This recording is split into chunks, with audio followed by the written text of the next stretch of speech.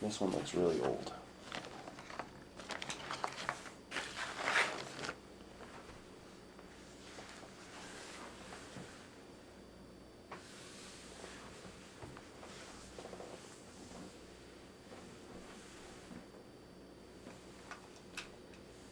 Okay, that's got to be Margaret on the left there.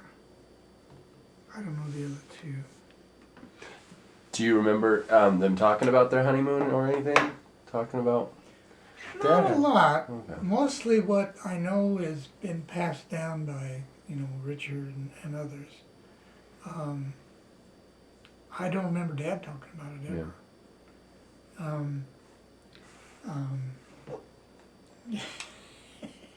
I'm not sure he wanted to remember it, but I don't know who that is. Yeah, I think it's towards the end of the album, so some of the beginning ones might not be.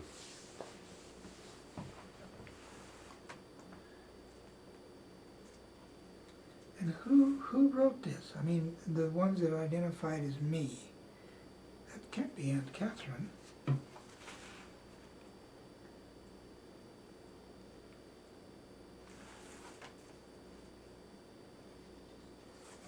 Wow. Maybe that's not the album. I don't know.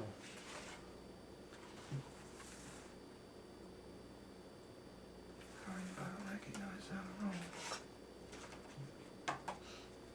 That's great. Right, yeah, I think it's towards the end because they're like by tree. They're like by some big trees and stuff that are palm trees of some sort. Oh, yeah.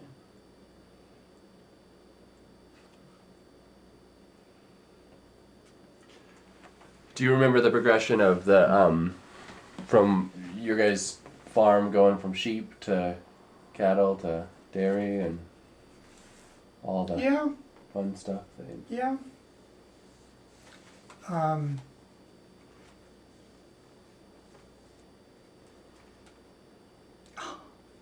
So it's clearly Yellowstone. Yep, and there's geysers and the Glory Hole. Okay, that's like shipyard scene, so that'll be West Coast. Okay, that's Mom. Catherine. And Grandma Shumway. Okay, there's Dad. Grandma. Dad and Mom, Grandma. Don't know who the young person is there. It might be Aunt Catherine. You guys went on a lot of trips. Did you guys go with them? Because your dad went on a lot of trips, right? Did you? Was it the whole family affair, or was it? Dad really hasn't talked about that. Hang on, let me look at some of these. Mm-hmm.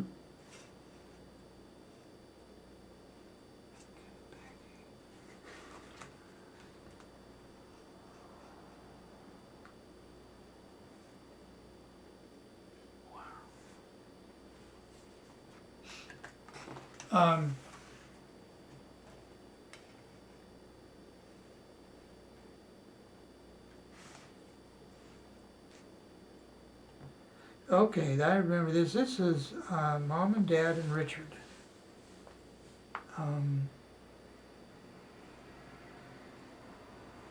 Yep. Okay, and I remember this. Dad and Grandma Shumway, Grandma Shumway.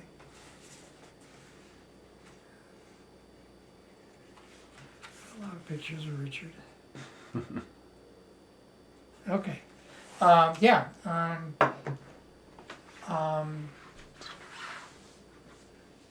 We didn't do a lot of trips. I mean, again, we had a farm and dairy and things like that. But I remember we went, I think it was Dad and Roy and me, and I don't remember whether Richard was along, but we drove all the way to California and visited Aunt Catherine and Uncle Al and the girls in, I believe it was Oregon, Medford, Oregon, where when Al was still active in his architecture practice. And I remember us boys being so impressed because Al could take a piece of paper and draw a perfectly straight line on it. I mean, really, this was big stuff. And he showed us some of his drawings that he did by hand. You know, he was really a skilled draftsman. You know, that was fun. At that time, we were pretty close to our three cousins, Virginia, Caroline, and Julia. And of course, they would come visit out in Colorado more often, of course, than we would go out there.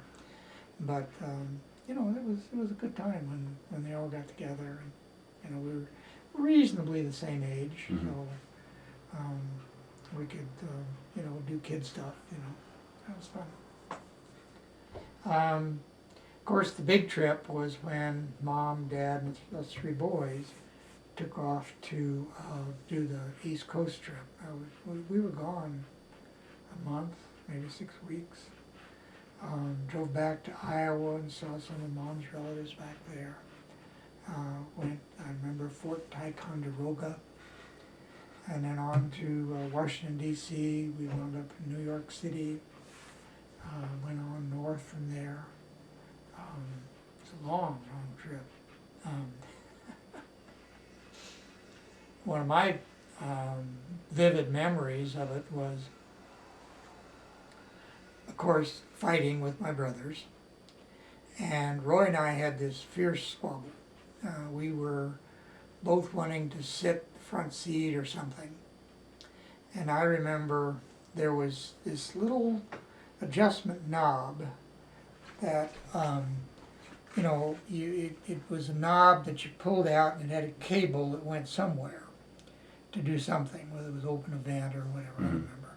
But it had been broken. At the end of this knob was this little fragment of wire, okay? Well, it was a lethal weapon because in our fight, I pulled it out and jabbed him in the cheek with it. And he bled and bled and bled and cried, and I got in big trouble because I wasn't fighting fair, for one thing. But I remember that was probably the worst thing I ever did to my brother, was stab him in the cheek with that lethal weapon. Because, had I hit him in the eye, it could have been bad. But anyway, that was part of that trip, was my memory of fights with Roy. But we really did have a good time. Mom did okay. She was able to participate and walked reasonably well at that time. I remember Mom driving us to, I've forgotten, it was actually one of my first memories. So it was long before I went to school. Mom was driving to a neighbor's house to visit with the girls, and brought us kids along. And, her coping with driving an old car down those dirt roads, and, she did okay. That's one of my first memories, was sitting there with Mom driving the car. Yeah. Mom and Dad's relationship. I think they had a loving relationship. I really do. I think clearly Dad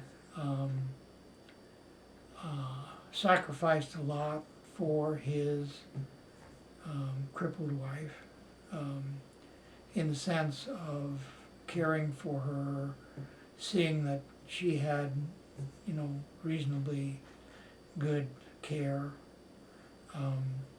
But I know there were limits to what he could do. I remember Sunday mornings were a beehive of activity, not only because of getting ready and going to church, but that was sort of cleaning day. So we'd sweep the sand out of the front porch and tidy up and, try to get reasonably clean the house, get the dishes washed and those kinds of things. And Dad did a lot of the cooking.